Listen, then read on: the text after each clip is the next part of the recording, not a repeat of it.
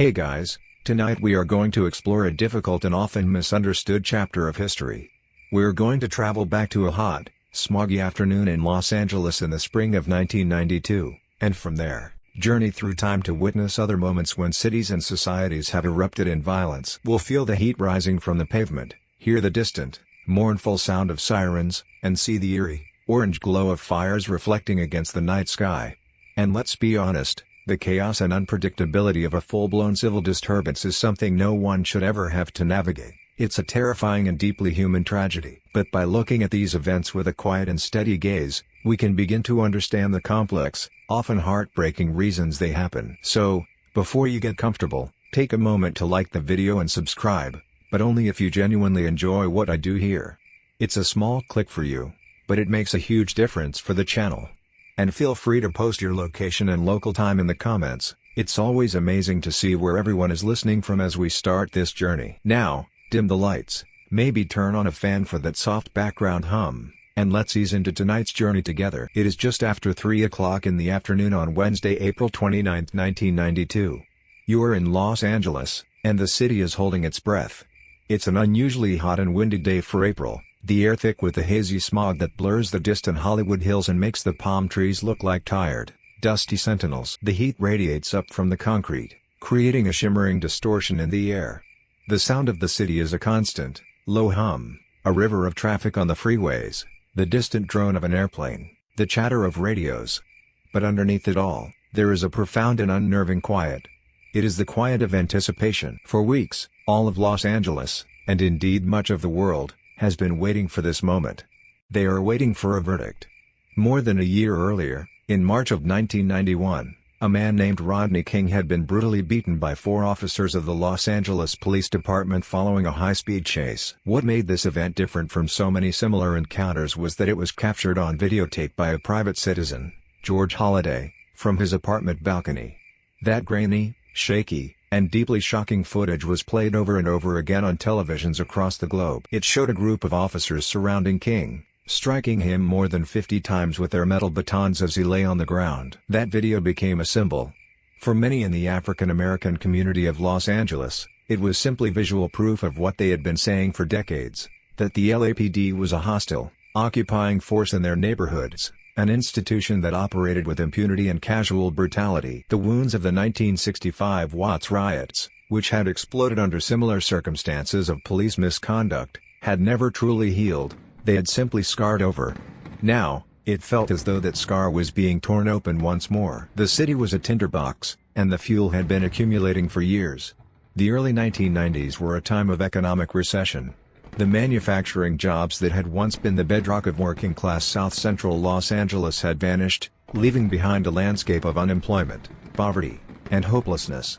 At the same time, new tensions were simmering between the city's diverse communities. In particular, a deep and bitter friction had grown between the black community and the Korean immigrant merchants who owned many of the grocery and liquor stores in their neighborhoods. Just 13 days after the Rodney King beating, a Korean-born store owner shot and killed a 15-year-old African-American girl named Latasha Harlins, whom the owner had accused of attempting to steal a bottle of orange juice. The store owner was convicted of voluntary manslaughter but was sentenced to probation and community service, receiving no jail time. For many, this verdict was a sign that a black life was worth less in the eyes of the justice system. All of these simmering resentments, economic despair, racial injustice, the long and painful history of police brutality, became focused on this one trial. The trial of the 4 officers who beat Rodney King. The videotape seemed like an open and shut case. The world had seen it. There was a sense, a desperate hope, that this time would be different. This time, there would be accountability. But there was a complication, a detail many people outside of California might have missed. The trial was not held in the diverse, multicultural melting pot of Los Angeles.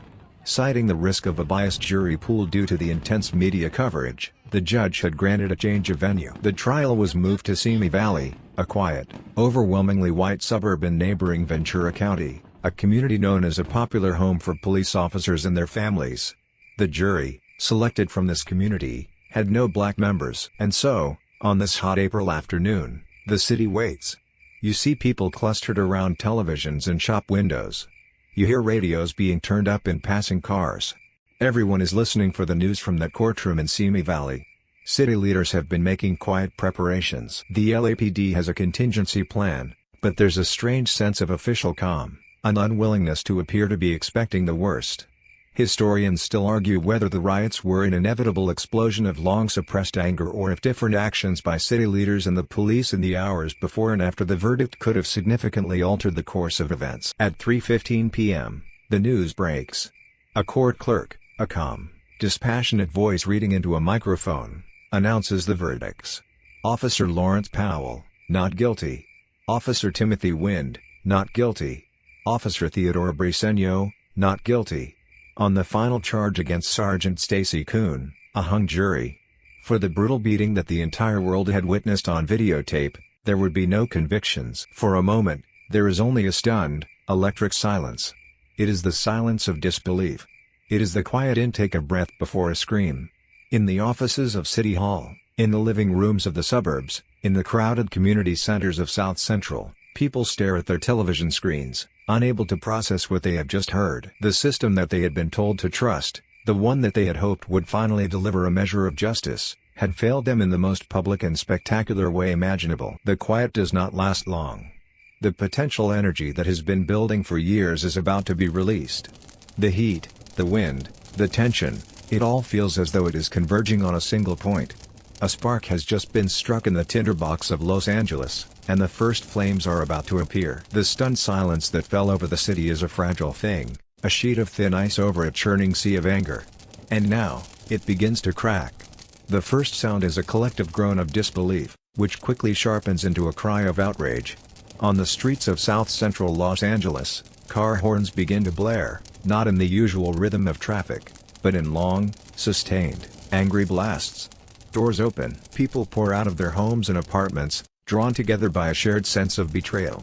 The news of the verdict spreads not like a ripple, but like a shockwave, a jolt of raw electricity passing from person to person. Your focus zooms in, moving from the panoramic view of a city on edge to a single, now infamous location, the intersection of Florence and Normandy Avenues.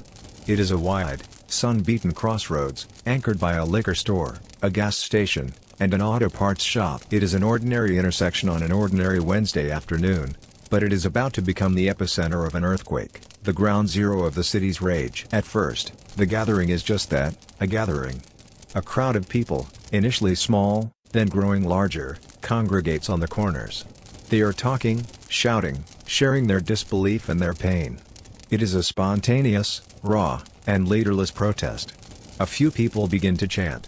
A few cars stop in the intersection, their drivers getting out to join the crowd. A small contingent of Los Angeles Police Department officers arrives on the scene, but they seem uncertain, outnumbered. They form a skirmish line, a fragile barrier of blue against a rising tide of fury. Then, the first stone is thrown. It arcs through the hot, heavy air and shatters against the window of a passing car. That sound, the sharp, percussive crack of breaking glass, is the true starting pistol of the riot. It breaks a psychological barrier. It is a sound of transgression, a sound that says the old rules no longer apply. More objects are thrown. Another window shatters. The crowd, which just moments before had been a collection of individuals, begins to cohere, to move with a single, furious purpose. It is at this critical juncture that a decision is made that will forever alter the course of the next 6 days. The LAPD commander on the scene, facing a growing and increasingly hostile crowd, gives the order for all police units to withdraw. The officers pull back, get in their cars, and leave the intersection. To the city's command structure, it may have been a tactical decision to regroup and avoid a direct, bloody confrontation. But to the people in the street, it looked like abandonment. It looked like the authorities were ceding the ground. The police were leaving. The law was leaving. A vacuum was created, and into that vacuum rushed years of pent-up rage. The anger, no longer directed at the withdrawn police, turns on any symbol of the authority in the society that had just delivered such a profound insult. Drivers are pulled from their cars. Storefronts are attacked, their windows smashed and their goods looted. The scene dissolves into a blur of chaotic, violent motion. And it is all broadcast live. News helicopters, which had been covering the courthouse, now hover like giant mechanical birds over this single intersection, their cameras beaming the raw, unfiltered images of the breakdown of social order into millions of homes across the city and the country. This live coverage becomes its own accelerant, a real-time advertisement of the chaos, showing the world that at Florence and Normandy, there were no consequences. In the midst of this escalating violence, a gravel truck, driven by a man named Reginald Denny, enters the intersection, tragically unaware of the situation he is driving into. You watch from a safe distance as the truck is surrounded, forced to a stop. The driver is pulled from the cab. The scene becomes a horrifying spectacle of mob violence, a moment where the bonds of civil society seem to snap completely. But then, another, equally powerful human story unfolds. In the surrounding neighborhood, people are watching these same horrific images on their televisions. A small group of local residents, strangers to Denny and to each other, decide they cannot simply sit and watch. A man named Bobby Green Jr., along with 3 others, gets into a truck and drives directly into the heart of the danger. They push their way through the mob, lift the battered and unconscious Denny back into his own truck, and Green, a fellow truck driver himself, takes the wheel and drives him to the nearest hospital, saving his life. It is a moment of incredible bravery, a flicker of profound humanity in the middle of a scene that seemed to have lost all of it. Sociologists and police tacticians still debate the LAPD's withdrawal strategy.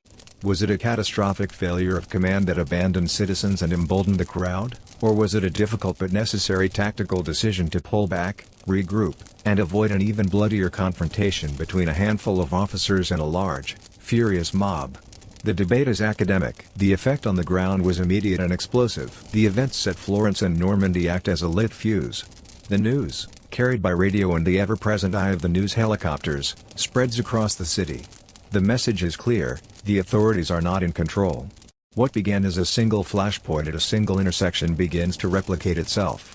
The anger is contagious. The riot begins to metastasize, to spread from neighborhood to neighborhood. The sun is beginning to set, casting long, ominous shadows down the boulevards. The sky to the west is a beautiful, painterly wash of orange and purple, but to the east, a different kind of orange is beginning to glow against the darkening horizon. It is the glow of the first fires. The air is now filled with the sound of shouting, of breaking glass, and of the first distant sirens, which sound helpless and overwhelmed. This is no longer a protest. This is no longer a localized incident.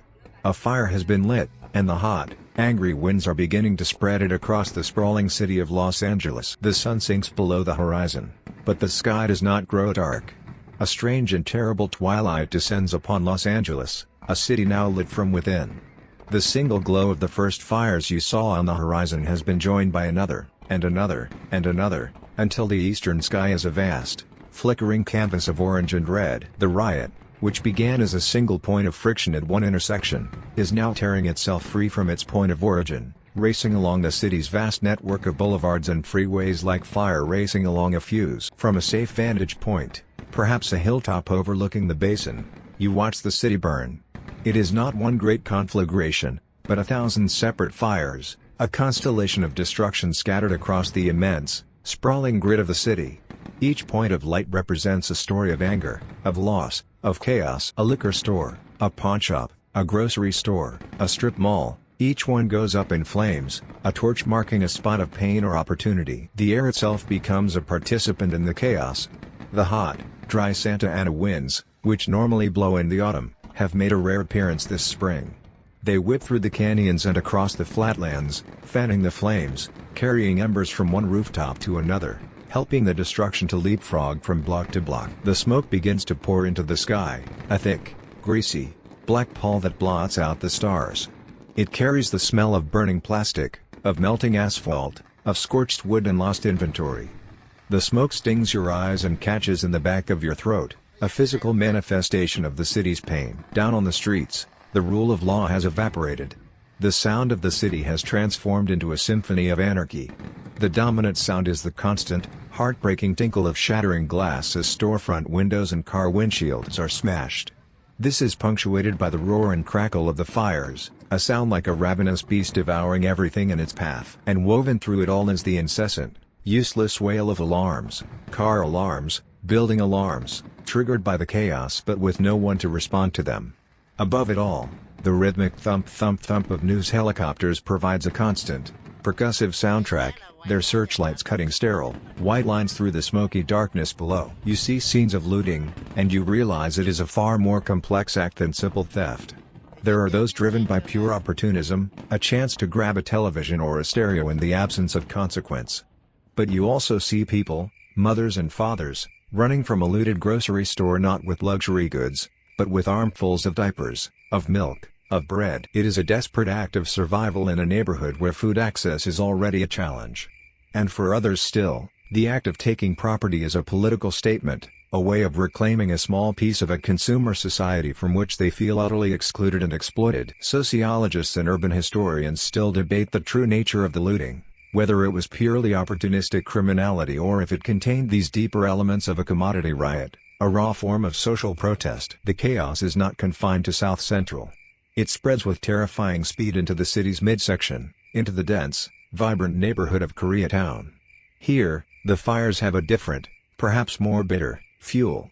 You see the unique, tiled roofs of Korean shopping plazas engulfed in flames, the signs written in the elegant Hangul script now silhouetted against their own destruction. For the Korean American community, many of whom were recent immigrants who had poured their life savings into these small businesses, it felt like a targeted attack, a violent expression of the tensions that had been simmering for years. They felt abandoned by the police, left alone to face the wave of destruction. The forces of order are completely and utterly overwhelmed.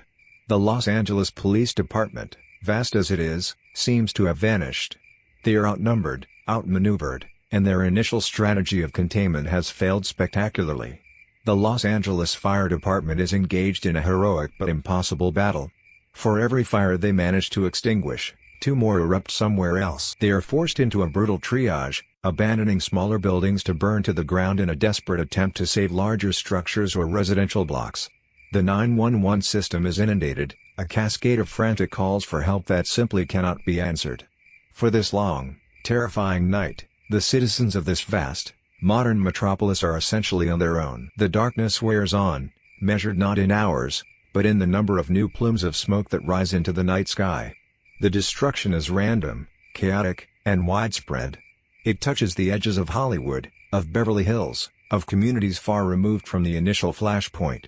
The riot has become a city-wide fever, a contagion of fire and anger that respects no boundaries. As the first, pale light of dawn begins to break in the east, it reveals a city that has been fundamentally wounded.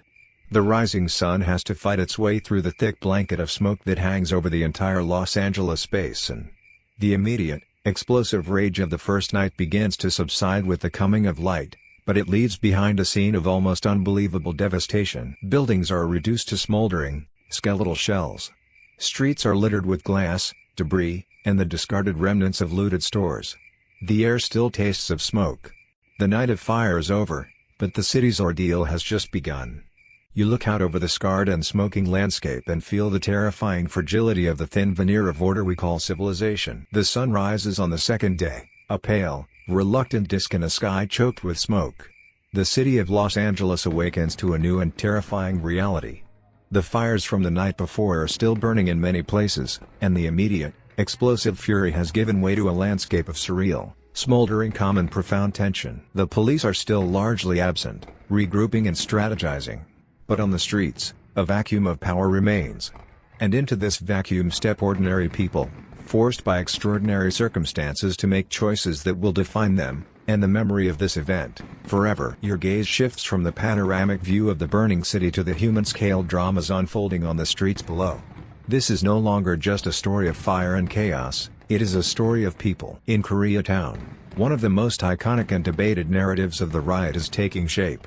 On the flat-topped roofs of the strip malls and supermarkets that have survived the first night's onslaught, you see figures. They are the Korean store owners, their families, and their employees. They are armed with handguns, shotguns, and rifles, and they are standing guard. They look down on the smoky streets below, their postures a mixture of fear, anger, and grim determination.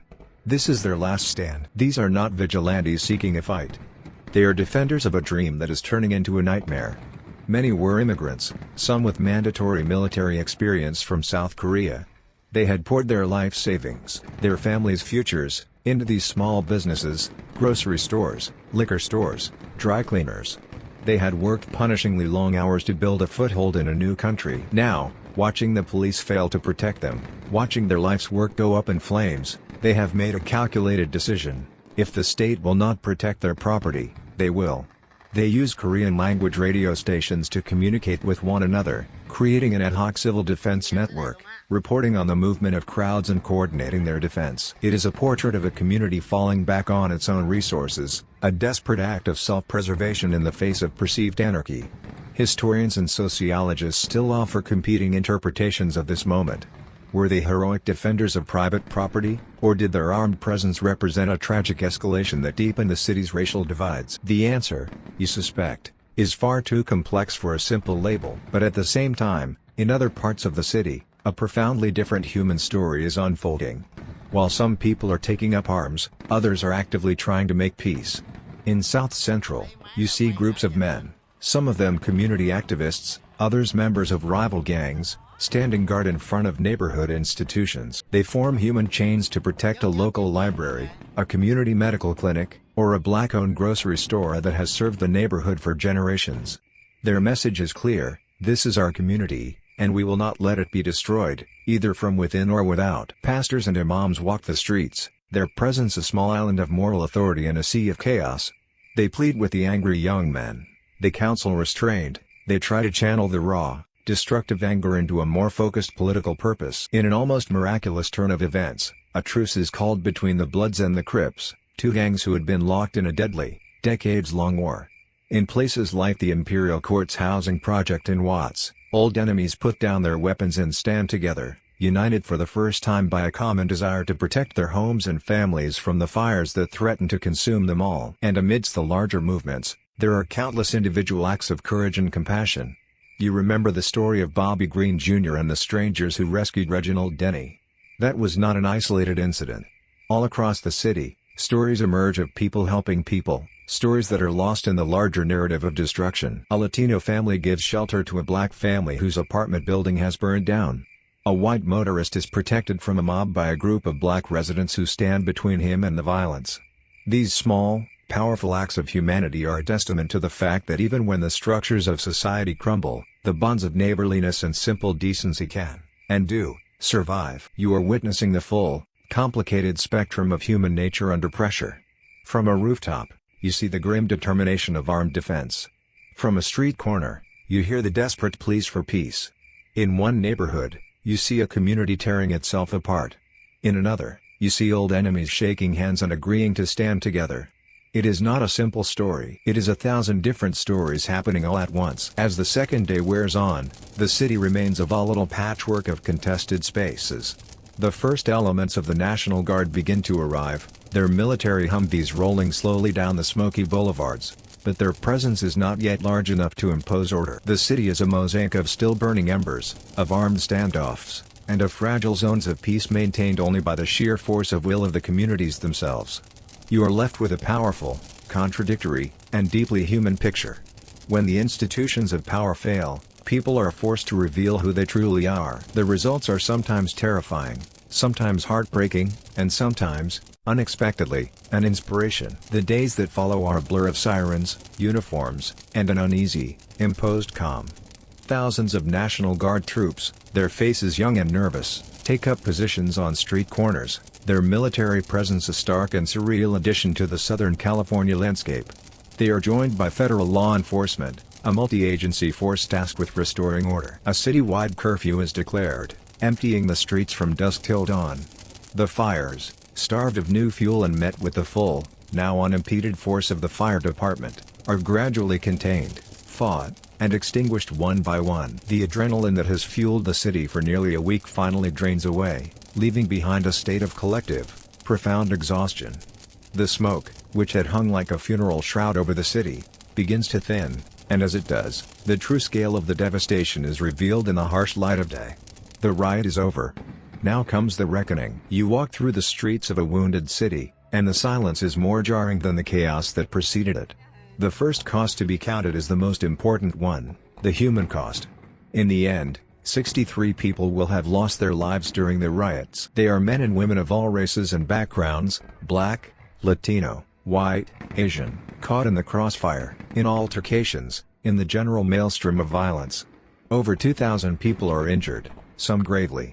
These are not just numbers, they are a quiet, heartbreaking testament to the human tragedy at the core of the event. Then there is the economic cost, a figure so large it is difficult to comprehend. Over 1,100 buildings were destroyed, most by fire. Thousands more were damaged and looted. The skeletal, blackened remains of strip malls and small businesses now stand like rows of broken teeth against the skyline. The total property damage is estimated at over $1 billion, a staggering sum in 1992. But this number, too, is more than just a financial calculation. It represents the loss of thousands of jobs in communities that could least afford it. It represents the destruction of grocery stores, leaving behind food deserts. It represents the erasure of family businesses, the life savings of generations turned to ash and smoke. And there is the legal cost. Over 12,000 people are arrested, overwhelming the city's jails and court systems. The vast majority are not hardened criminals, but ordinary residents swept up in the chaos, their lives now permanently altered by a criminal record. To make these numbers real, you wander through a neighborhood in South Central or Koreatown. The air still smells of cold smoke and wet ash. The streets are a carpet of shattered glass that crunches under your feet with every step. Burned-out cars sit on the roadside, their metal frames twisted into grotesque shapes. On the storefronts that survived, you see messages spray-painted in a desperate attempt to ward off destruction. Black-owned, one says. Another simply, friend. These words are a kind of urban archaeology, a coded language of survival from the days when the city was at war with itself. You see the people. They stand quietly, staring at the ruins of what was once their home, their shop, their place of work. Their faces are masks of shock, grief, and a deep, soul-shaking weariness. But you also see the first signs of resilience. Small groups of neighbors have come out with brooms and shovels. They are sweeping up the glass, bagging the debris, beginning the long, slow, arduous process of cleaning up, of reclaiming their streets from the wreckage. It is a small act of defiance against the despair that hangs in the air. But you understand that the deepest wounds are not the ones you can see. The physical city can be rebuilt. The burned-out buildings can be replaced. What will be much harder to repair is the trust that has been shattered. The riots tore open the deep, pre-existing fissures between the city's communities, leaving behind a legacy of fear and resentment. The relationship between the African American community and the police, already fraught with decades of mistrust, was now poisoned perhaps beyond repair. The fragile relationship between black residents and Korean merchants was similarly devastated, with both sides feeling victimized and misunderstood. Decades later, urban planners and sociologists will still debate whether Los Angeles truly recovered from the 1992 riots. While some areas saw new investment and rebuilding, many of the underlying issues that acted as the fuel for the fire, poverty, lack of opportunity, racial inequality, and a biased justice system, remained stubbornly in place, a quiet promise that what happened once could, under the right circumstances, happen again. As the cleanup begins and the city takes its first, tentative steps towards a new kind of normal, one question hangs in the smoky air, asked in every language spoken in this diverse metropolis: why? Why did this happen?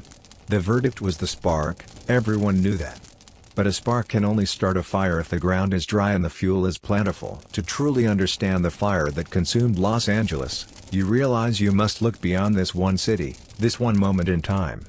You must look at the anatomy of unrest itself, to see the timeless patterns that repeat themselves whenever a society is pushed to its breaking point. The story of Los Angeles is over, but the story of why it happened requires a much longer journey into the past. You stand on a street corner in a wounded city, the smell of wet ash and the silence of shock hanging heavy in the air. The question that hangs there with it is simple, but its answer is profoundly complex. Why? The verdict in the Rodney King trial was the spark, that much is clear. But a single spark cannot, by itself, cause a conflagration of this magnitude. A spark only matters if it lands on dry tinder, on a pile of fuel that has been patiently accumulating for years. To understand the fire that consumed Los Angeles, you must first understand the anatomy of the fire itself. So let's step back. Let's leave the specific streets of this one city in this one year, and for a few moments, let's become sociologists. Let's look at a riot not as a single, chaotic event, but as a phenomenon, a kind of social chemistry. And like any chemical reaction, It requires a specific set of ingredients. You can think of these ingredients in three simple categories: the fuel, the heat, and the spark. First, and most important, is the fuel. This is the vast, slow accumulation of long-term, pre-existing conditions. It is the deep, underlying grievance that makes a community flammable. The most common type of fuel is economic.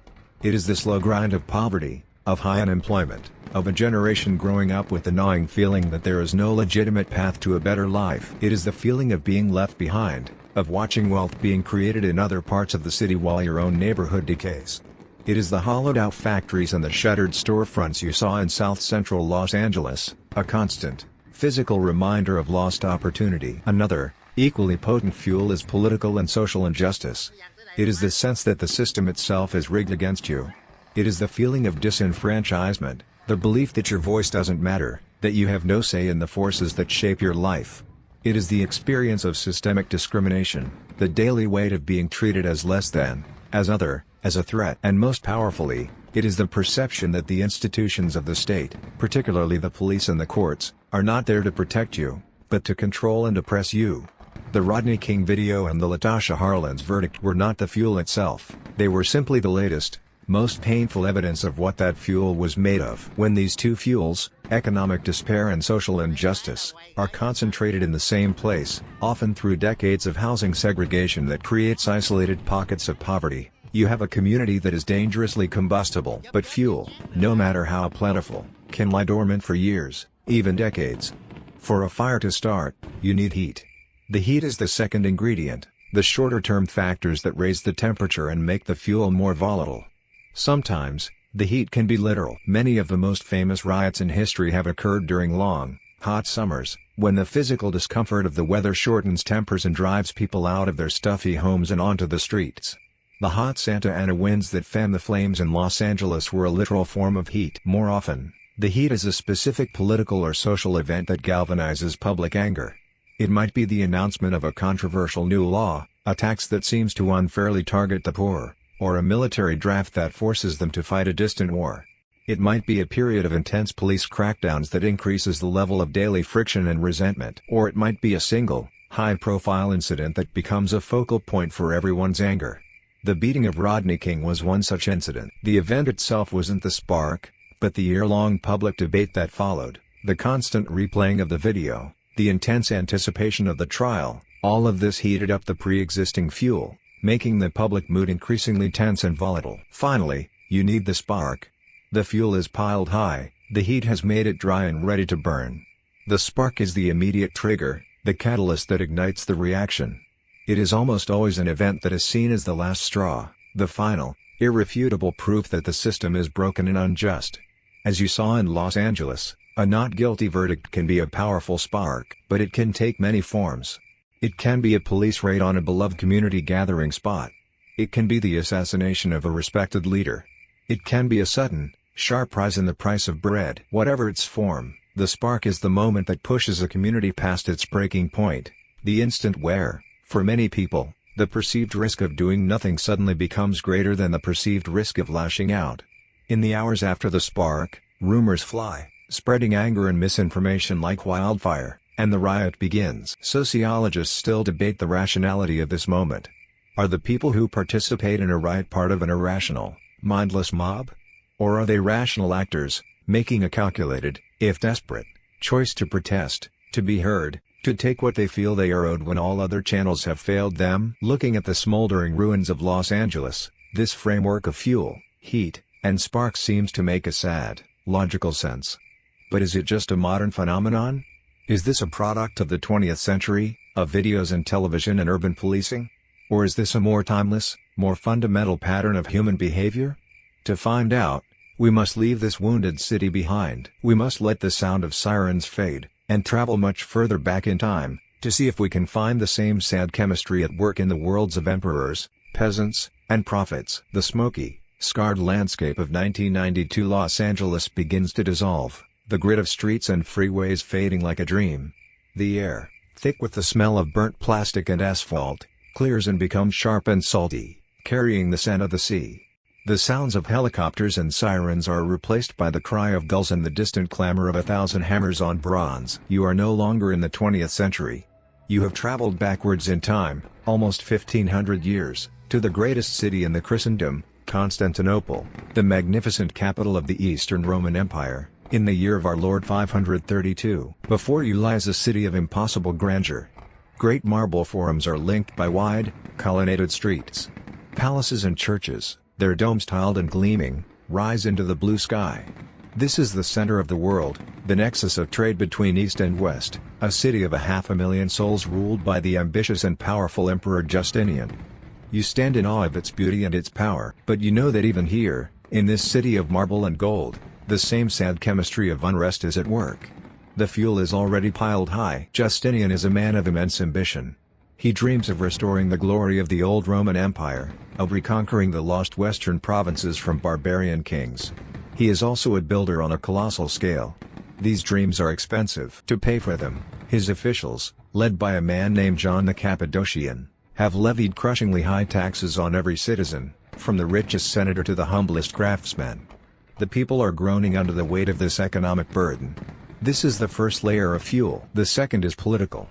Justinian, an emperor from a humble background, is determined to centralize his own power. He has cracked down on the traditional privileges of the old, aristocratic senatorial class, who now resent him and view him as a tyrant. There is a deep, simmering anger not just towards the emperor, but towards his powerful and allegedly corrupt ministers. In this tense city, all public life revolves around one colossal structure, the Hippodrome. It is a vast stadium, a U-shaped arena that can hold 100,000 spectators who gather to watch the most popular and dangerous sport of the age, chariot racing. But the chariot teams are far more than just sporting clubs. They are the city's two great political factions, the Blues and the Greens. These factions have their own colors, their own fanatical supporters, their own political and even religious allegiances.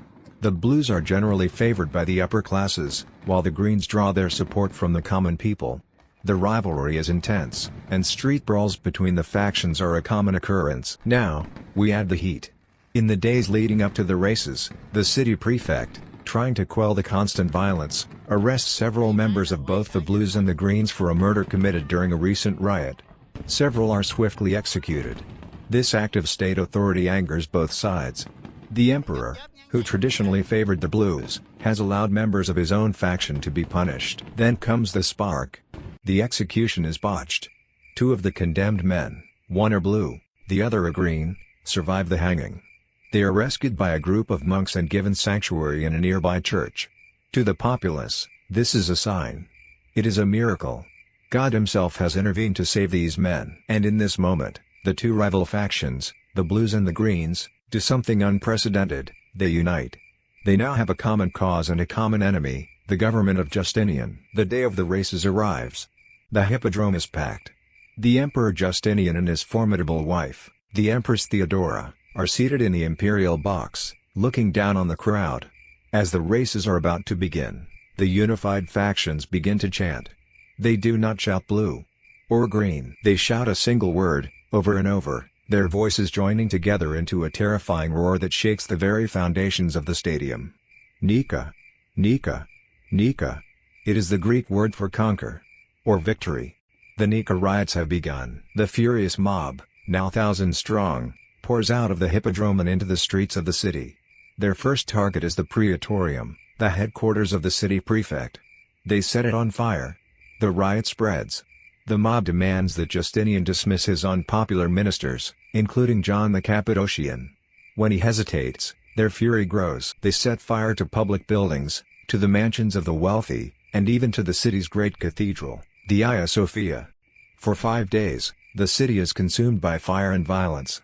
Large swathes of Constantinople are reduced to smoking ruins. The senators, seeing their chance, try to use the chaos to overthrow Justinian and proclaim a new emperor. Justinian, watching his capital burn from the safety of his palace, panics. He and his generals prepare to flee the city by sea, to abandon his throne. But his wife, Theodora, a former actress of humble origins and immense courage, refuses. In a famous speech to the council, she declares she will not run. Purple, she is said to have stated, looking at the color of her imperial robes, makes a fine burial shroud. Her courage galvanizes her husband. Justinian stays. He orders his most loyal generals, Belisarius and Mundus, to do the unthinkable. They gather the few troops who have remained loyal, march to the hippodrome where the rioters have once again gathered, and seal the exits. Then, they begin a systematic and ruthless slaughter. The soldiers show no mercy. They kill men, women, blues, greens, rioters, and innocent spectators alike.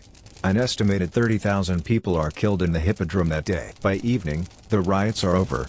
The Nika chant is silenced, replaced by an eerie, deathly quiet. Justinian's authority has been restored, written in the blood of his own people. You stand in the silent, smoking ruins of a great city. The context is ancient, the details are exotic, but the anatomy of the event is hauntingly familiar. You saw the fuel of high taxes and political anger. You saw the heat of the arrests and the spark of the botched execution. And you saw it all explode into a fire that consumed a city. The tragic pattern you witnessed in modern Los Angeles has played out here, with even more devastating consequences, in the heart of the Roman world. The silent, smoldering ruins of Constantinople fade from view, the ghosts of its 30,000 dead dissolving into the mists of time. Our journey continues, leaping forward 800 years and flying northwest across a continent. The salty air of the Bosphorus is replaced by the damp, earthy smell of wet fields and leaf mold. The grand marble forums give way to muddy tracks, and the golden domes are supplanted by the humble, sagging thatch of peasant huts. You are now in England, in the late spring of the year 1381. This is a green and pleasant land, but it is also a kingdom seething with a quiet, deep-seated resentment. It is a world still reeling from a catastrophe that occurred a generation ago. The Black Death, the Great Pestilence, had swept through the land, killing as much as half the population. This unimaginable tragedy had an unforeseen consequence. It turned the world upside down. With so few people left to till the fields and bring in the harvest, for the first time in centuries, the common laborer had power. They could demand higher wages, better food, more freedom. Many peasants, who were serfs legally bound to their lord's land, simply walked away from their manors to find paid work as free men. The foundations of the old feudal order, a system that had seemed eternal, were beginning to crack. This newfound hope for a better life is the first layer of fuel for the coming fire. The ruling class, the lords, the knights, the wealthy landowners, were terrified by this shift in power. In response, they passed laws, like the Statute of Laborers, which made it illegal for employers to pay, or for workers to receive, wages higher than the pre-plague levels. They tried to legally chain the peasant back to the land, to turn back the clock and pretend the Great Pestilence had never happened. To the common people, this felt like a profound betrayal. They had been given a glimpse of a more prosperous life, only to have it snatched away by their masters. The heat is turned up by events far beyond the village green. England is mired in the long, costly, and increasingly unsuccessful 100 Years' War with France. The royal treasury is empty. The king, Richard II, is a boy of only 14, and the kingdom is effectively ruled by his powerful and deeply unpopular uncle, John of Gaunt, the Duke of Lancaster. He is seen by the common people as a corrupt and arrogant nobleman who is mismanaging the war and lining his own pockets. Then, in the year 1380, the government, desperate for cash to fund the war, introduces the spark. It is the third poll tax in just 4 years. A poll tax was a flat tax levied on every adult, regardless of their income. A poor farmhand had to pay the same amount as a wealthy merchant. It was seen as the most unjust tax imaginable. And this time, the rate was tripled. It was more than any peasant could afford to pay. In the spring of 1381, a royal official named John Bampton arrives in the small village of Fobbing, in the county of Essex. His job is to find out why the villagers have failed to pay their poll tax. When he attempts to arrest the village leader, the people of Fobbing, in an act of collective defiance, refuse. They arm themselves with farm tools and chase Bampton and his men out of their village. This small act of resistance is the spark that lights the flame. The news of Fobbing's defiance spreads like wildfire. Across Essex, and then across the neighboring county of Kent, villagers rise up in revolt. Tax collectors are attacked, and the records of the tax commissions are burned in great bonfires. The rebellion finds leaders. In Kent, a charismatic and capable man named Wat Tyler emerges. And from a prison cell, the rebels free John Ball, a radical priest who had been locked up for his dangerous, revolutionary sermons. He preached a message of radical equality that electrified the peasantry. His most famous question echoes down the centuries: when Adam delved and Eve span, who was then the gentleman? When Adam was digging the earth and Eve was spinning thread at the dawn of time, he argued, where were the nobles and the lords? In the eyes of God, all people were equal. In early June, the rebels decide to march on London itself. Tens of thousands of peasants, artisans, and small landowners converge on the capital, not as a disorganized mob, but as a surprisingly disciplined force with a clear set of demands. Historians still debate their ultimate goals. Were they trying to overthrow the king, or were they loyal subjects seeking to free their good young king from the clutches of his evil advisors? Their primary demands were clear: an end to serfdom, the repeal of the hated labor laws, and the execution of the corrupt officials they blamed for their misery, chief among them John of God and the Archbishop of Canterbury. They enter the city of London, and for a few days, the capital is theirs. The common people of the city, who share many of the same grievances, welcome them. They systematically destroy the symbols of the government they despise. They march to the Savoy Palace, John of Gaunt's magnificent London residence, and they burn it to the ground. They storm the Tower of London, dragging out the terrified Archbishop of Canterbury and the King's treasurer, and execute them on Tower Hill. The climax of the revolt comes a few days later, at a place called Smithfield, just outside the city walls. The young King Richard II, in an act of incredible personal bravery, agrees to meet with the rebels. He rides out with his retinue and comes face to face with Wat Tyler. Tyler, speaking for the thousands of armed peasants behind him, presents the king with their demands. What happens next is confused. An argument breaks out. An insult is exchanged. The mayor of London, fearing for the king's safety, draws his dagger and strikes Tyler, wounding him. One of the king's squires then runs him through with a sword. Wat Tyler, the great leader of the rebellion, falls from his horse, dead. The crowd of peasants surges forward, their bows raised, ready to unleash a volley of arrows that would have certainly killed the king. But the 14-year-old Richard does something extraordinary. He rides forward alone, directly towards the angry mob, and shouts, "Sirs, will you shoot your king? I am your captain, I am your leader. Follow me." Stunned by Tyler's death and awed by the king's courage, the rebels hesitate, and their resolve breaks. They believe the king's promise that he will grant their charters of freedom. They slowly, quietly, turn for home. The great revolt is over. In the weeks that follow, the king and his nobles go back on every promise they made. The rebellion is brutally suppressed across the countryside. But though it failed, the revolt sent a shockwave of terror through the ruling class. The poll tax was never levied again. The great peasants' revolt was crushed, but the slow, inevitable decline of serfdom in England would continue. You look out over the muddy fields of this distant land, and you see the timeless pattern once more. The fuel of injustice, the heat of war, the spark of a single tax, and a fire that almost brought a kingdom to its knees. The echoes of the English peasants' shouts fade, and the damp, muddy fields of the 14th century dissolve. We travel forward again, about 200 years, into the high summer of 1566. The world you now find yourself in is a place of immense wealth and burgeoning new ideas. You are in the Netherlands, a collection of 17 provinces famous for their prosperous merchant cities, their skilled artisans, and their rich artistic traditions.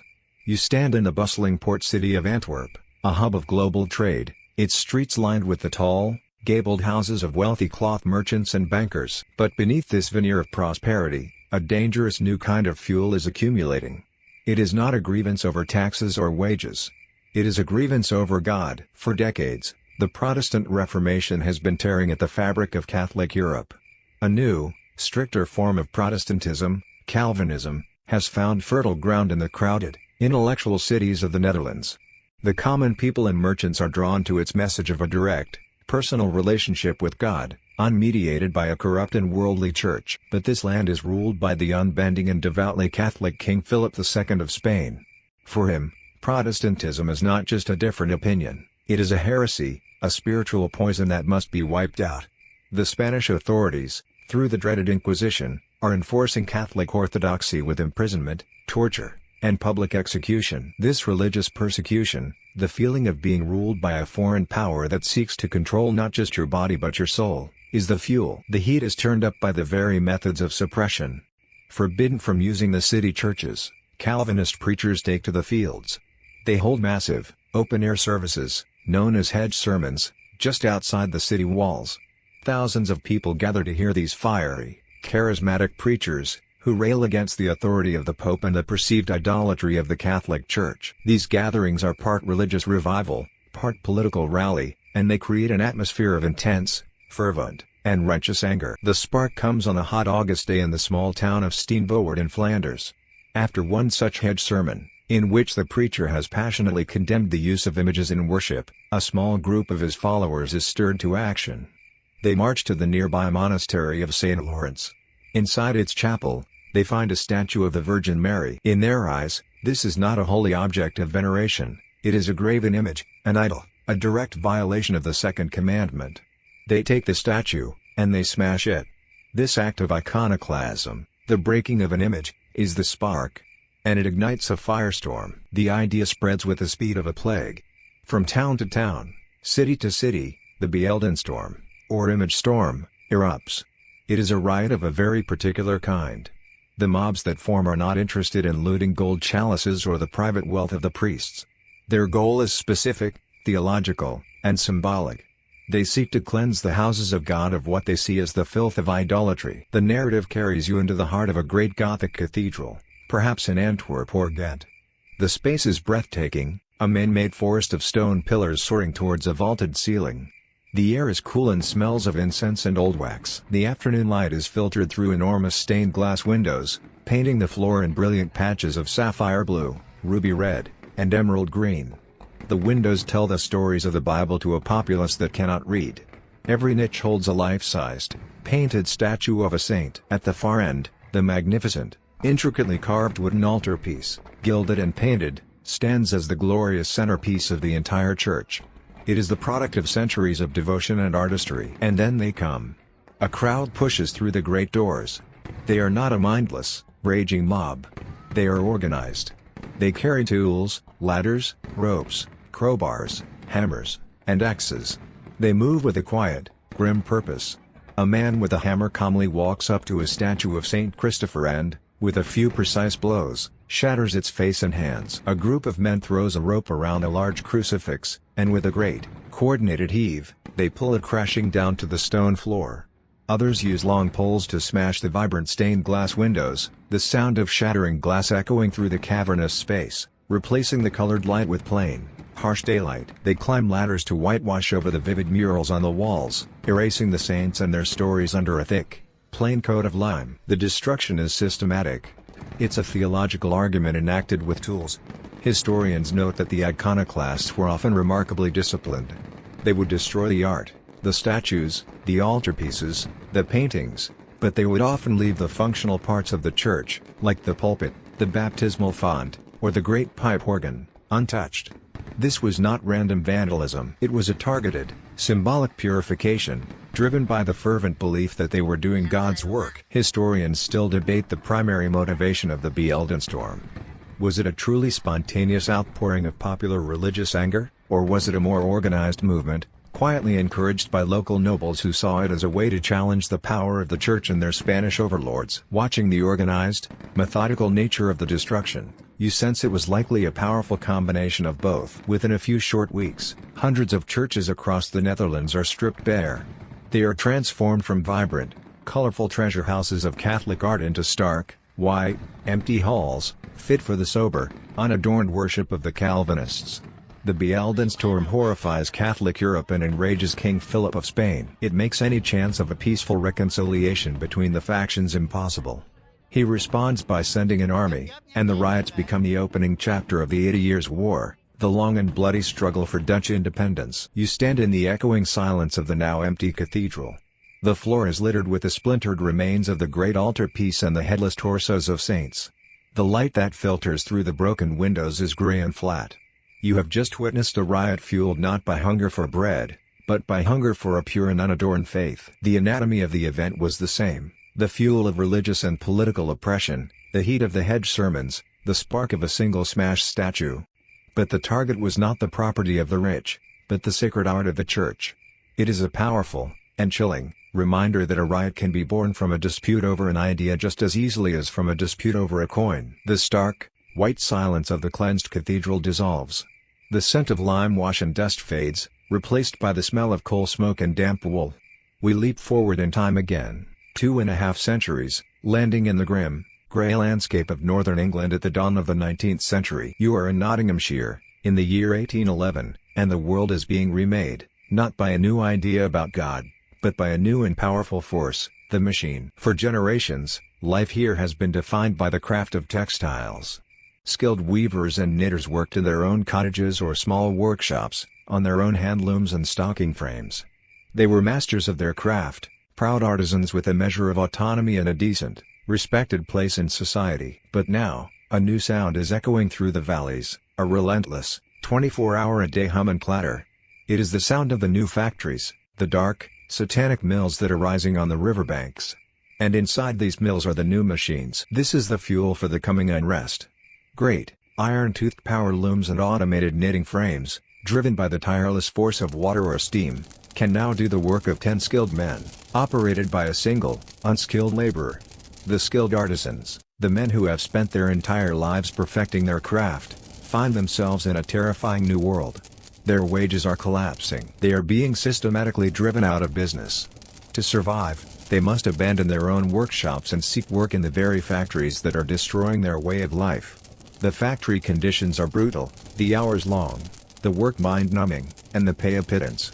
They feel their skills, their dignity, and their future being devoured by these new, inanimate iron monsters. The heat is turned up by circumstance. England is locked in a long and grinding war with Napoleon's France. A continental blockade has disrupted trade, causing wild fluctuations in the price of food and raw materials. Economic hardship is rampant. At the same time, the government, now dominated by the interests of the new class of wealthy factory owners, offers no sympathy. Any attempt by workers to organize for better pay or conditions, to form what we would call a union, has been outlawed. The workers feel they have no political voice, no legal recourse. They are trapped. The spark comes in the spring of 1811. In the village of Arnold, near Nottingham, a group of weavers, pushed to the brink of starvation, gathers at night. They march to a workshop, and instead of attacking the owner, they attack the new, wide knitting frames that have taken their work. With heavy sledgehammers, they smash the complex machines to pieces. The act is cathartic, a release of pent-up rage against the tangible symbol of their misery. The idea of machine breaking spreads with incredible speed across the textile-producing regions of England. But this is not mindless vandalism. The attacks are organized, disciplined, and surprisingly effective. They become known as the Luddite movement, named after a mythical, symbolic leader, General Ned Ludd. Threatening letters, signed by King Ludd from his supposed office in Sherwood Forest, a deliberate and romantic echo of Robin Hood, are sent to hated factory owners, demanding they remove the new machines. If the owners refuse, they receive a nocturnal visit. The narrative places you with one such Luddite group on a cold, moonless night. You are a silent observer as a dozen men, their faces blackened with soot or hidden by masks, gather in a field. They are armed not with swords or guns, but with the tools of their old trades and new destructions, hammers, axes, and heavy iron pikes. They move in silence, a disciplined, shadowy band, towards a small factory on the edge of the town. They force a door and slip inside. The factory is dark and silent, a stark contrast to its daytime roar. In the gloom, you see them, rows and rows of the new power looms, standing like great iron spiders, their intricate gears and levers gleaming faintly. This is the enemy. The men spread out, and at a signal from their leader, the work begins. The sound is shocking in the silence. A rhythmic, percussive symphony of destruction. The sharp crack of a hammer shattering a cast iron gear. The splintering groan of a heavy wooden frame giving way. The men work with a focused, desperate energy. They are not stealing anything. They are not burning a building. Their rage is directed with surgical precision at the machines themselves. To them, this is not a riot, it is a form of industrial action, a tactic later historians would call collective bargaining by riot.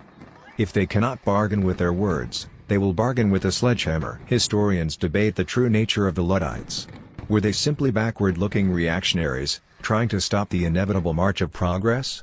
Or were they sophisticated early labor activists, using the only weapon they had to protest unfair wages, the loss of their autonomy, and the dehumanizing conditions of the new industrial age? Watching their disciplined, targeted destruction, you sense a clear and desperate logic to their actions. The government's response is swift and brutal.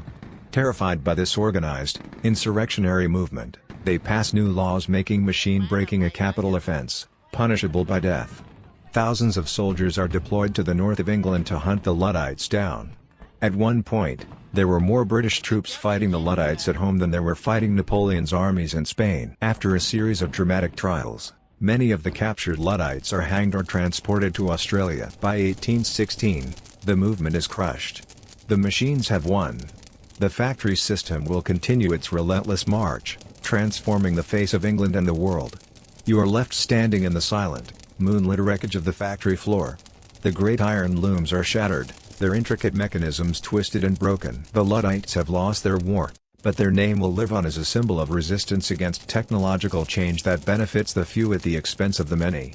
You have just witnessed a riot not against a king or a god, but against an invention, a strange and violent clash at the very dawn of our modern, mechanized world. The dark, skeletal remains of the English factory and its shattered looms fade into the past.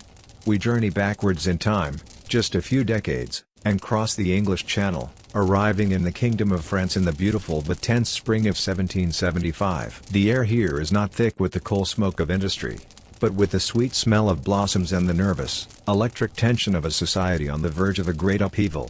You are in a world of glittering royal splendor and deep, grinding poverty, a kingdom ruled by the well-intentioned but indecisive King Louis XVI. And here, the fuel for the coming fire is not a new machine, but the most ancient and essential staple of human life, bread. For the vast majority of the French people, bread was not just something you ate with a meal, it was the meal. A common laborer might consume 2 to 3 pounds of bread a day, accounting for more than half of their daily calories and, crucially, more than half of their daily wages. The price of a loaf of bread was the single most important economic fact of their existence. It was the barometer of their well-being, the line between survival and starvation. For centuries, an unwritten social contract, a moral economy, had existed between the king and his people. The king was seen as the nation's father, the baker-in-chief, and it was his sacred duty to ensure that his subjects had a reliable supply of bread at a fair and affordable price. This meant a complex and inefficient, but reassuring, system of price controls, public granaries, and strict rules governing the movement and sale of grain. But new ideas are sweeping through the enlightened halls of government.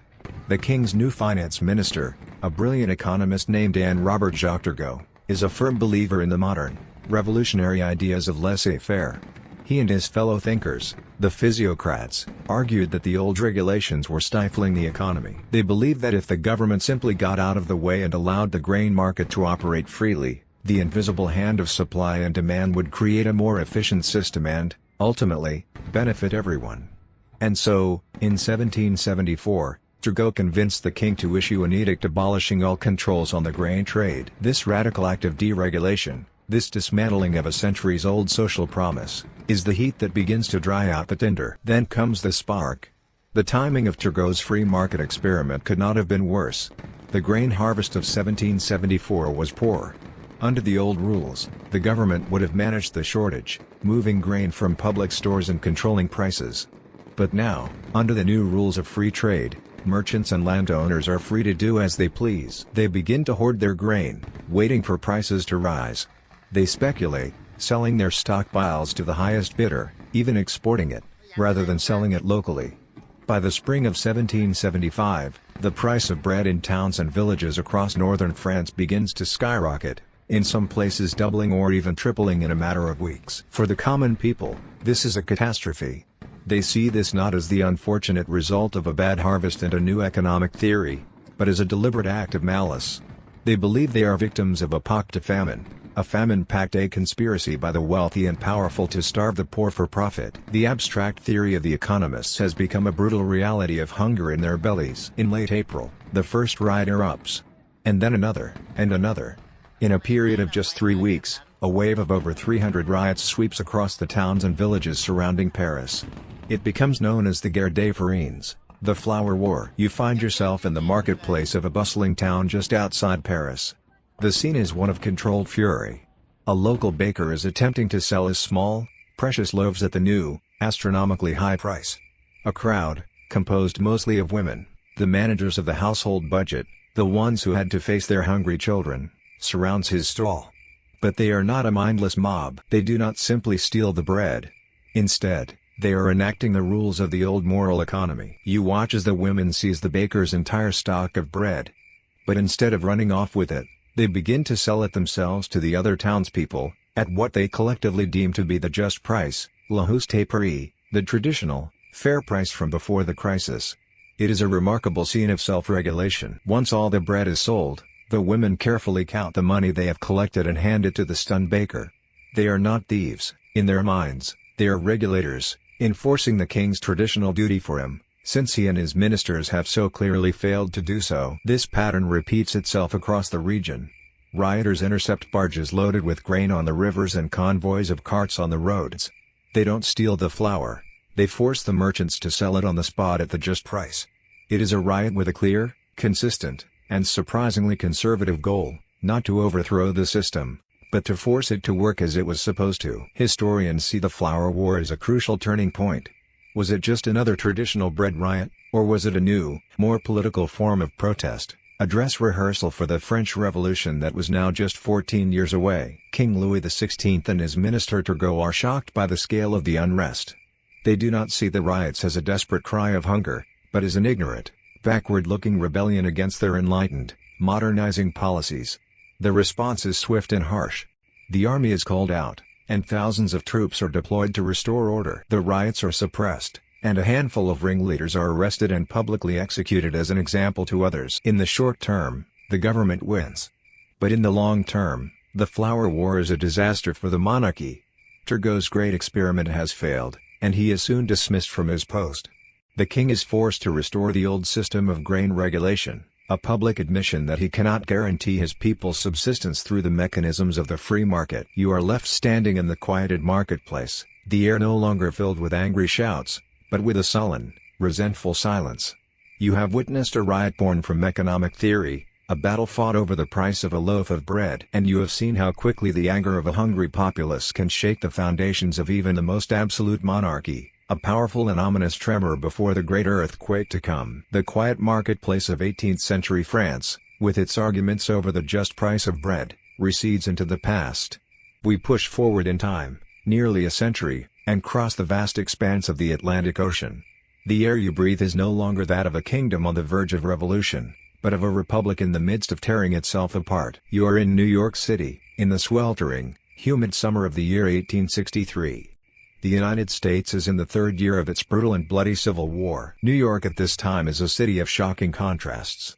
Down on the waterfront, the magnificent mansions of shipping magnates and war profiteers rise, monuments to a new kind of industrial wealth. But just a few blocks away lie some of the most wretched slums on earth, like the infamous 5 Points, a neighborhood of crowded, squalid tenement buildings teeming with tens of thousands of recent immigrants, particularly from Ireland, who have fled famine in their homeland only to find a new kind of poverty in the New World. These immigrant communities compete for the lowest paying, most back-breaking jobs, often living side by side and in direct competition with the city's established, free African American population. This is the fuel for the coming explosion, and it is a dangerously complex mixture.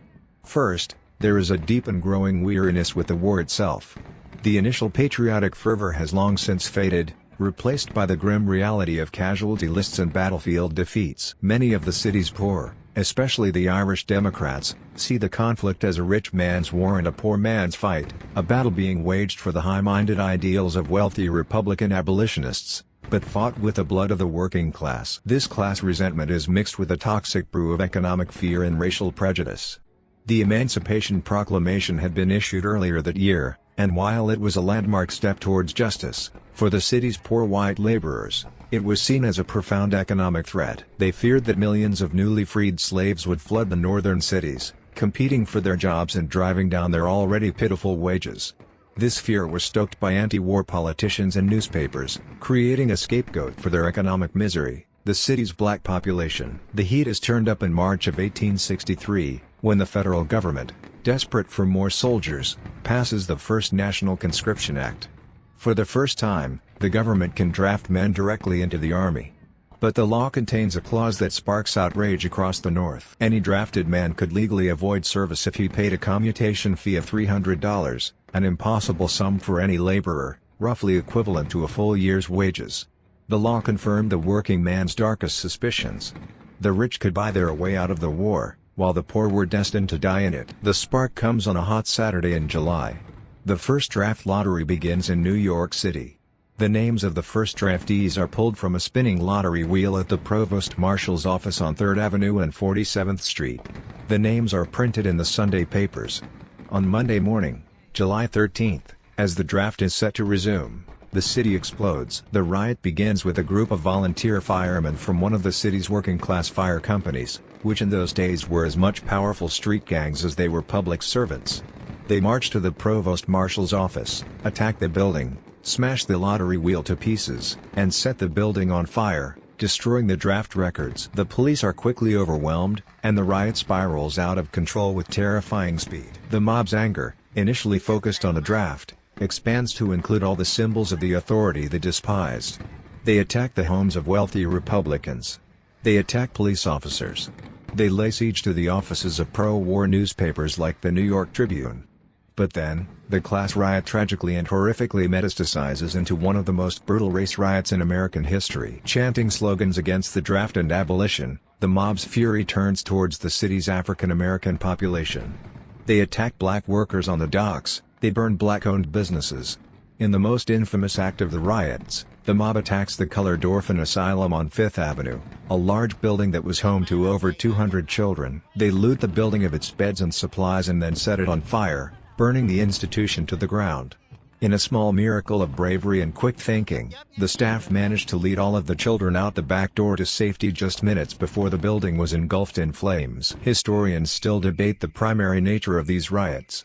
Was this fundamentally a class-based, anti-war protest that was tragically twisted by racism, or was it a race riot from the very beginning, with the draft merely providing the spark? The truth seems to be that the two motivations were so deeply and poisonously intertwined as to be inseparable. For 4 days, the city is in a state of anarchy. The police are powerless against a mob that numbers in the tens of thousands. Order is only restored when several regiments of the Union Army, battle-hardened troops fresh from the fields of Gettysburg, are diverted to New York. They do not use police tactics, they use the tactics of war, firing cannons loaded with grape shot into the crowds and charging with bayonets. It is a brutal suppression of a brutal riot. You are left standing in the smoky, quieted streets of a city that has just waged a war against itself.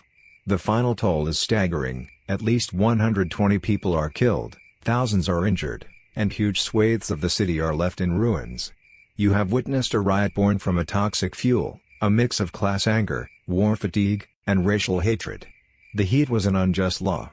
The spark was a lottery wheel. The resulting fire revealed the deep, violent, and unresolved conflicts that lay at the very heart of the American experiment, a fire that proved the Civil War was being fought not just on the battlefields of the South, but in the streets of the North as well. The smoke and chaos of Civil War era New York recede, the cries of that tragic, multifaceted riot fading into the silence of the past. We journey forward now, a little over a century, but we remain in the same restless, ever-changing city. The world you enter is that of June 1969. The air is thick with the sounds of protest and the scent of revolution. It is the era of the anti-war movement, of civil rights marches, of a great countercultural wave that is challenging every assumption of mainstream society. We find ourselves in the narrow, crooked streets of Greenwich Village, a bohemian enclave and a quiet refuge for those who live on the margins. And here, we will witness a riot born not of class or race, but of a simple, defiant demand for dignity. For the gay community of 1960s America, life was lived in the shadows. The fuel for the coming fire had been accumulating for generations. Homosexuality was officially classified by the medical establishment as a mental illness.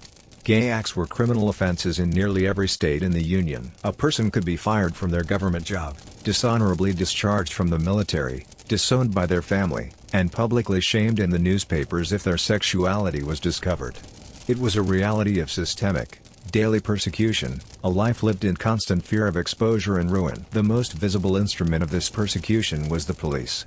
Police departments across the country, including the New York City Police Department, routinely harassed the gay community. Gay bars and clubs, the only semi-public places where people could gather, were subject to frequent and humiliating raids. Patrons would be lined up, their identification checked, and their names recorded. Men caught dancing together could be arrested.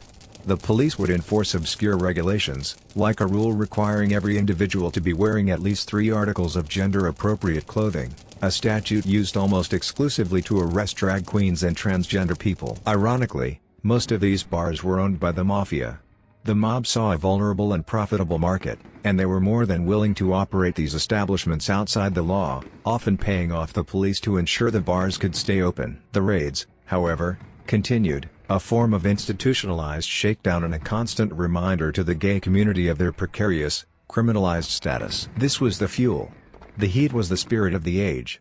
The 1960s had shown that marginalized groups could fight back. The civil rights movement had demonstrated the power of direct action. A new sense of defiance was beginning to stir in the gay community, a growing frustration with the quiet, respectable approach of the early gay rights groups that had, so far, yielded little change. The temperature was rising. Then comes the spark. In the very early hours of Saturday, June 28, 1969, a team of police officers raid a popular gay bar on Christopher Street called the Stonewall Inn. The Stonewall was not a glamorous place. It was a dark, seedy, mafia-run establishment with watered-down drinks and no fire exits. But it was also a sanctuary, one of the few places where the most marginalized members of the community, the drag queens, the transgender people, the homeless queer youth, felt safe to be themselves. The raid begins as usual. The lights are turned on, the music is cut off. The police line up the patrons, intending to check IDs and make a few arrests to meet their quota. But tonight, something is different. The patrons do not scatter in fear. They are defiant. They refuse to show their IDs. They taunt the police officers with sarcastic jokes. A crowd begins to gather outside on the street, drawn by the commotion. The police, losing control of the situation, become rougher. The precise moment the spark ignites the fuel is the subject of historical debate and legend. Some say a butch lesbian, being forced into a police wagon, fought back against the officers. Others say it was a drag queen who threw her high-heeled shoe. Whatever the trigger, a line was crossed. The crowd's mood flipped from defiant mockery to active rage. A bottle was thrown. Then a brick. The crowd, which now numbered in the hundreds, fought back against the police. The scene that unfolds is extraordinary. The police, accustomed to their authority being absolute, are stunned by the ferocity of the resistance. They are forced to retreat, barricading themselves inside the very bar they had just raided. The power dynamic has been completely inverted. The crowd outside now lays siege to the Stonewall Inn, pelting the building with coins, bottles, and debris. They chant in unison, a new and powerful slogan that would have been unthinkable just hours before: Gay Power. Gay Power. The riot that night, and the protests and clashes that continue for 5 more nights, are not like the others we have witnessed. While there is anger and violence, its purpose is different. It is not about looting or material gain. It is not about overthrowing the government. It is a riot of self-assertion. It is a raw, explosive, and collective declaration of existence. It is a community, pushed into the shadows for centuries, finally refusing to be invisible any longer. Historians still debate the true nature of the event. Was it a completely spontaneous explosion of anger, or was it the predictable, almost inevitable result of years of smaller, unreported acts of resistance and a growing political consciousness? Looking at the joyous, defiant energy on Christopher Street, you can feel that this was a dam that was always destined to break. And the most important part of the Stonewall story is not the riot itself, but what happened after. The energy of those 6 nights did not dissipate. It was channeled. It was organized. In the weeks and months that followed, new, more radical gay rights organizations like the Gay Liberation Front were formed. They rejected the quiet pleas of the older groups and embraced the confrontational spirit of Stonewall. And 1 year later, in June of 1970, activists in New York organized the Christopher Street Liberation Day March to commemorate the anniversary of the uprising. Thousands of people marched from Greenwich Village to Central Park, the first Pride Parade. You stand on Christopher Street, the sound of breaking glass replaced by the sound of chanting and a new, powerful sense of hope. You have just witnessed a riot unlike any other. The fuel was a century of shame and persecution. The heat was the revolutionary spirit of the 1960s. The spark was a routine police raid on a dingy bar. But the fire that it ignited was not one of destruction. It was a fire of creation. It was a riot that became a rights movement, a street brawl that became a global symbol of liberation, a moment when a community, pushed to the brink, finally stood up and roared back at the world. The defiant, hopeful energy of Christopher Street in 1969 fades, and the sound of a new movement being born is replaced by the roar of a modern city. We travel forward 2 decades and leap across the Atlantic once more, landing in London in the brisk spring of 1990. You find yourself in a nation that feels tired and divided. It is the 11th year of Margaret Thatcher's tenure as Prime Minister, a period that has reshaped British society, creating both new wealth and deep social fissures. The old industrial heartlands of the north are scarred by unemployment, while the financial centre of London has boomed. The fuel for this unrest is not a matter of race or religion, but a deep, ideological chasm that has opened up in the country, and a profound anger at a government seen by many as arrogant and uncaring. The heat and the spark for this fire are one and the same: a new tax. Officially, it was called the Community Charge, but it was universally known by a much older and more hateful name: the poll tax. The government's plan was to replace the existing local tax, which was based on property value, with a new system, a flat rate tax to be paid by every single adult in the country. The moment the policy was announced, it was met with disbelief and fury. You can hear the clear, powerful echo of the 14th century peasants' revolt we witnessed earlier. Just as their ancestors had, the British people of 1990 saw the poll tax as the ultimate expression of an unjust government. It meant that a duke living in a sprawling ancestral castle would pay the same amount as a poor pensioner living in a tiny flat. It was a policy that seemed deliberately designed to shift the tax burden from the rich to the poor. The tax had already been introduced in Scotland a year earlier and had been met with mass protests and a campaign of mass non-payment involving hundreds of thousands of people. Now, in the spring of 1990, it was set to be implemented in England and Wales. Opposition groups formed a national coalition and called for a massive demonstration in London to protest the tax on the day before it was to take effect. On Saturday, March 31st, the people answer the call. There is a vast river of humanity, an estimated 200,000 people, flows through the streets of London. The crowd is a diverse cross-section of society: students, union members, unemployed workers from the north, middle-class families pushing strollers, and elderly pensioners. The atmosphere, at first, is almost festive. It is a carnival of dissent. People carry witty, handmade banners, they chant clever slogans, and a steel drum band plays on the back of a truck. They march from a park in South London, across the Thames, and towards the great public square at the heart of the city, Trafalgar Square. It is here that the mood begins to change. The vast square fills with people, shoulder to shoulder. The sheer density of the crowd becomes oppressive. On a stage set up at the base of Nelson's Column, speakers denounce the Prime Minister and the hated tax. A heavy police presence lines the edges of the square and, crucially, blocks the entrance to Whitehall, the street that leads to the Prime Minister's residence at 10 Downing Street. The flashpoint occurs in the mid-afternoon. A small group of protesters near the entrance to Whitehall begins to push against the police line, attempting to break through. Scuffles break out. The police, fearing a surge towards Downing Street, react with force. Officers on horseback charge into the crowd to disperse them. The sight of police horses charging into the dense crowd ignites a furious reaction. The protest, in an instant, transforms into a full-blown riot. The scene in the iconic square descends into a chaotic, pitched battle. The festive atmosphere is replaced by the sounds of shouting, the shattering of glass, and the desperate shriek of police whistles.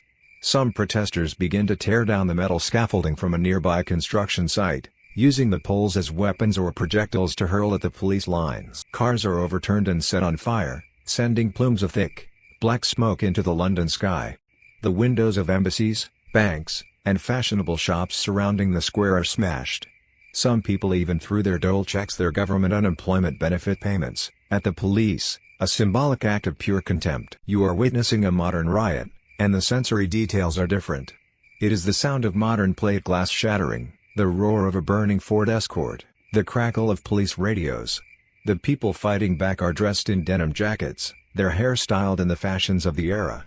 The police are in modern riot gear, with transparent shields and helmets. But the human emotions, the anger, the fear, the exhilaration of defiance, are timeless. The battle for Trafalgar Square rages for hours, well into the evening. The police, though there are thousands of them, are for a time completely overwhelmed by the scale and ferocity of the riot. Order is only restored late at night, after hundreds of arrests have been made and hundreds of people, both police and protesters, have been injured. The next morning, the center of London is a wreck. The square is littered with debris, broken glass, and the burned-out shells of cars. The riot is over, but its political impact is just beginning. The event is a profound shock to the nation and to the ruling Conservative Party. It is a visible, violent manifestation of the deep unpopularity of their leader and her signature policy. Political analysts will later debate the Riot's true role in Margaret Thatcher's downfall. Was it the final straw that broke her premiership, or was it merely a dramatic backdrop to internal party politics that were already turning against her? Regardless, the connection in the public mind was clear. The Riot had made her seem like a liability. 7 months later, she would be forced to resign as Prime Minister. The poll tax was eventually abolished. You stand in the quieted square, the scent of burned rubber still faint in the air. You have just seen history rhyme. 609 years after Wat Tyler led an army of peasants to London to protest a poll tax, the people of England had risen up again. In the same city, to protest the same kind of tax. The world had changed beyond all recognition, but the fundamental political chemistry, an unpopular government, a policy perceived as deeply unjust, and a spark of public defiance, had produced exactly the same explosive result. The acrid smell of burning cars and the glint of shattered glass in Trafalgar Square begin to fade from your senses. Our long and turbulent journey through the history of civil unrest is drawing to a close. From the smoky skies of modern Los Angeles, we have traveled to the marble forums of Constantinople, the muddy fields of medieval England, the gilded cathedrals of the Netherlands, the dark factories of the Industrial Revolution, the tense marketplaces of pre-revolutionary France, and the violent streets of New York and London. We have been a silent witness to humanity at its most desperate and its most defiant. And now, it is time to reflect on what we have seen. We began with a simple model, that every riot is a kind of fire, needing fuel, heat, and a spark. And in every era, in every corner of the world we have visited, we have found this same tragic chemistry at work. The fuel is always the first and most important ingredient, the slow accumulation of human misery and injustice. We saw the fuel of racial oppression and economic despair in Los Angeles. We saw the fuel of crushing taxes levied by an ambitious emperor in Constantinople.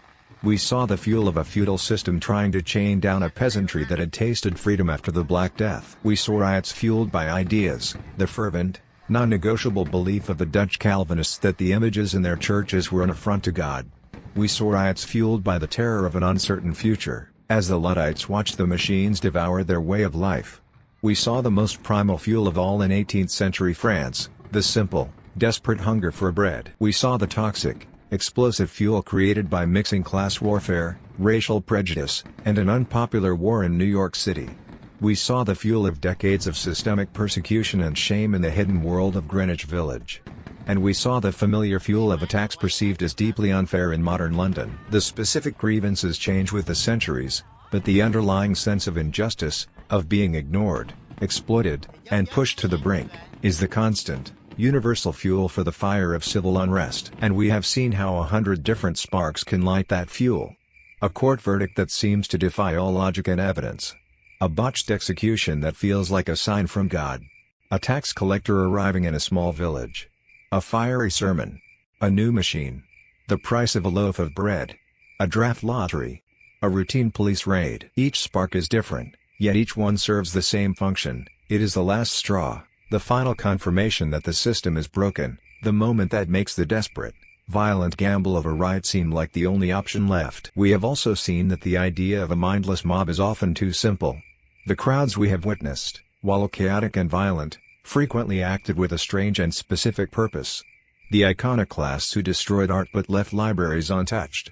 The Luddites who smashed machines but stole nothing. The French women who seized bread only to sell it at a just price and return the money to the baker. The Stonewall patrons whose violence was an act of defiant self-creation. These were not always acts of random chaos. They were often a form of desperate, symbolic communication, a way of attacking the symbols of oppression when the oppressors themselves were out of reach. The outcomes of these fires have been as varied as their causes. We saw the Nika riot and the peasants' revolt end in brutal suppression, the movements crushed by the full force of the state, but leaving behind a lingering fear in the hearts of the rulers. We saw the Luddites lose their battle completely, their cause made obsolete by the very progress they fought against. We saw the flower war fail in the short term, only to become a dress rehearsal for a revolution that would consume the entire French monarchy. And we saw how a riot could become a catalyst for profound social change, as the scattered, angry resistance at the Stonewalling was channeled into a global movement for rights and dignity, and as the poll tax riot helped to bring down a prime minister. As a silent traveler through these tumultuous moments, you have seen the full spectrum of human behavior. You have seen cruelty, hatred, and the terrifying fragility of civilization. But you have also seen profound courage, deep solidarity, and an unquenchable human demand for justice. The story of riots is the story of societies at their breaking points. It is the story of what happens when people feel they have no voice, no hope, and nothing left to lose. It is the sound of a community's pain finally boiling over into a roar. And standing here now, at the end of our journey, you can hear the echoes of that roar across the centuries, a timeless and tragic chorus that reminds us how thin the veneer of order can be, and how vital it is to listen to the grievances of the people before the fuel has a chance to catch fire. The final images from our long journey through history now begin to soften and recede. The smoke from 1,000 fires, in a dozen different cities across the ages, thins out and drifts away, leaving behind a clear and quiet sky. The roar of the crowds, the shattering of glass, the cries of anger and of pain, all fade into a deep and profound silence. The hard, unforgiving ground of the past dissolves beneath you, replaced by the gentle and steady comfort of your own bed, in your own quiet room. You are far away from all that turmoil now. The struggles of the past have been laid to rest. The fires have grown cold. The dust has settled. There is no need for vigilance, no need to listen for danger. There is only the safety of this present moment, and the deep peace that comes at the end of a long day. Let the weight of history lift from your shoulders. Let your body grow heavy and your mind grow still. All the stories have been told, and now there is only the quiet, gentle, and welcoming silence of the night, inviting you to drift away into a deep and truly peaceful sleep. Sweet dreams.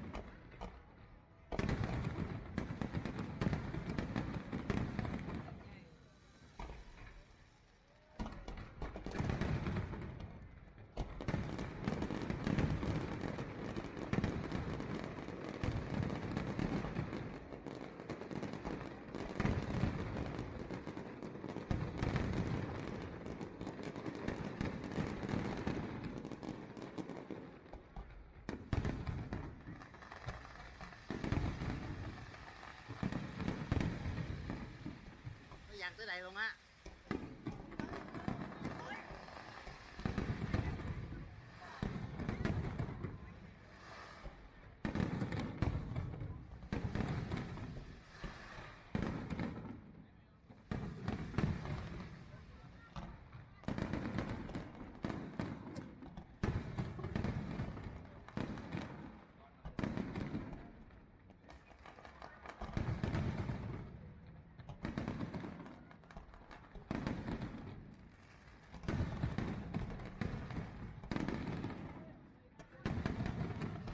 Lấy máy là quay gửi cho anh Thịnh.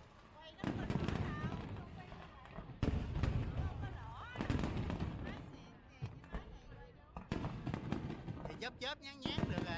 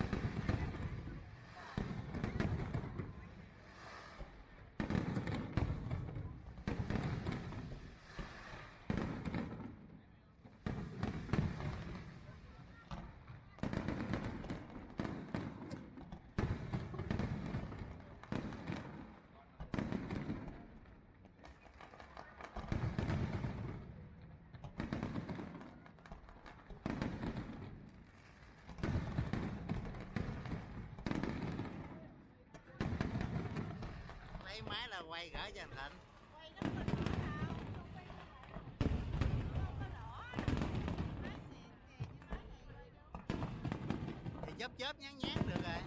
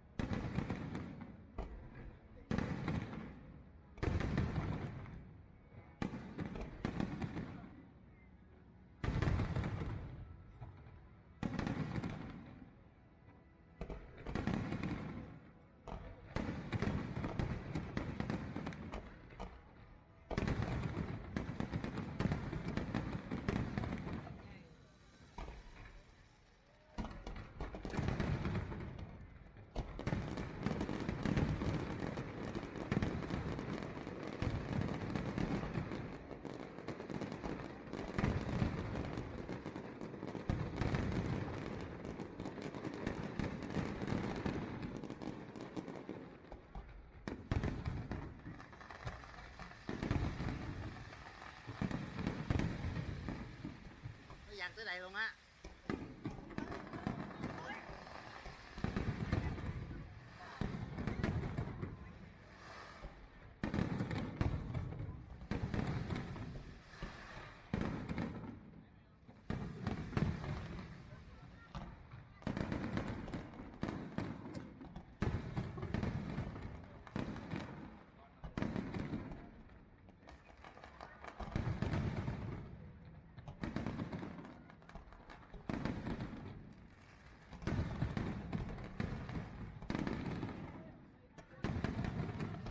Lấy máy là quay gửi cho anh Thịnh. Quay nó không có đỏ đâu, không quay nó không có đỏ. Nói xịn kìa chứ nói vậy rồi đâu. Thì chớp chớp nhán nhán được rồi.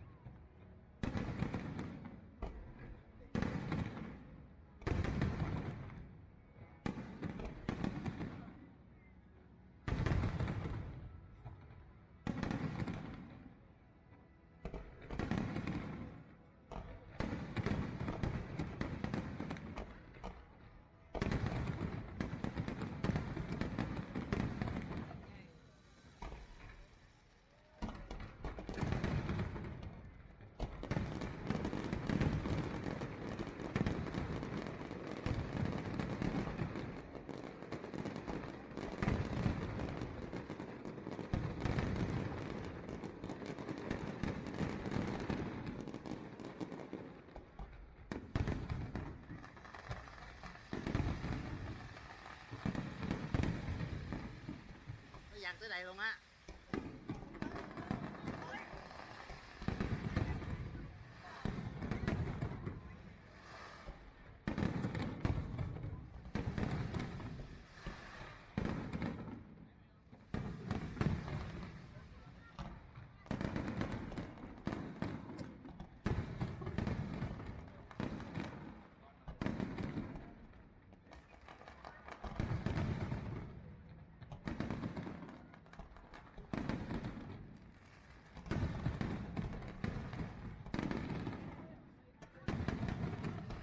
Lấy máy là quay gửi cho anh Thịnh. Quay nó không có đỏ đâu, không quay nó không có đỏ. Nói xịn kìa chứ nói vậy rồi đâu. Thì chớp nhán nhán được rồi.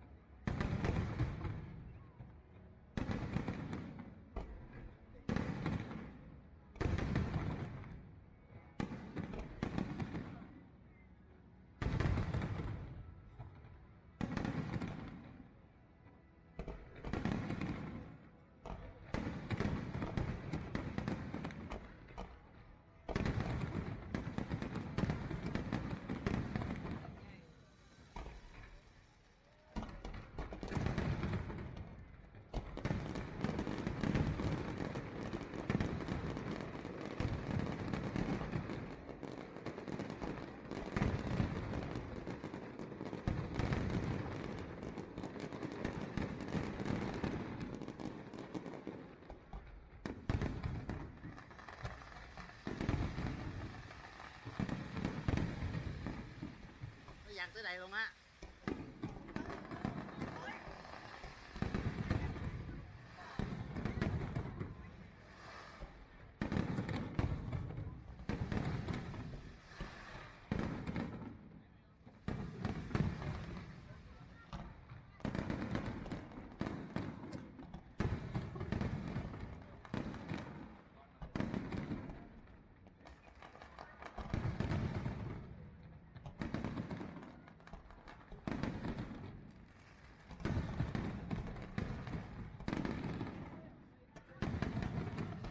Lấy máy là quay gửi cho anh Thịnh. Quay nó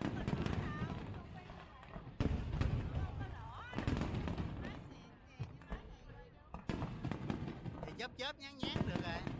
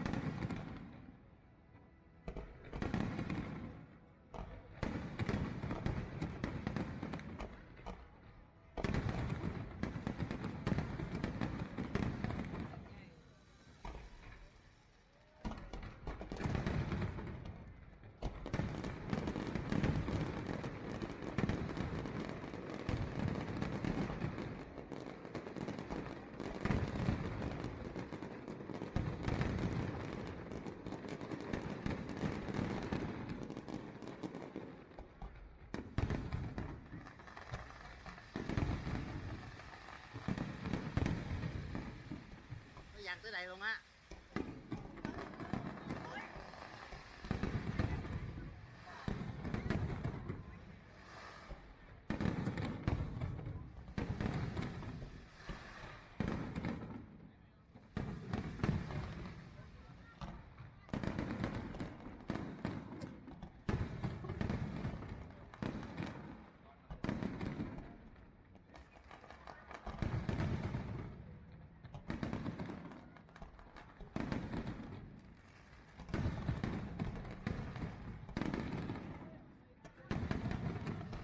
Lấy máy là quay gửi cho anh Thịnh.